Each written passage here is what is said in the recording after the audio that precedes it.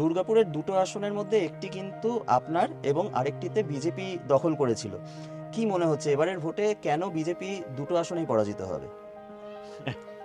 দেখুন, আমি যে কারণগুলো না এতক্ষণ ব্যাখ্যা করলাম, এটা তো কোনো ব্যক্তি বিশেষের ব্যাপার নয়।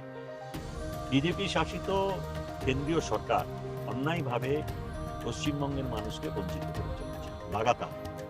তার সঙ্গে রয়েছে যৌথ প্রয়াস বিজেপির কেন্দ্রের এবং তাদের যারা এই রাজ্যের নেতৃত্ব দেয়, তারা সকলে মিলে বাংলাকে কুলসিত করছে। বাংলার ভোটাধিকার, বাংলার মানুষের নাগরিকত্ব, বাংলার মানুষের ওপর অত্যাচার, তাদের শাসিত বিভিন্ন রাজ্যে বাংলা ভাষায় কথা বলার জন্য যে অত্যাচার, তার বিরুদ্ধে জবাব দেবে মানুষ। এই জন্যই আমরা মনে করি যে বিজেপির আসন সংখ্যা এবারে অনেক কমে যাবে 2021-এর। দেখতে থাকুন নিউজ টাইম বাংলা।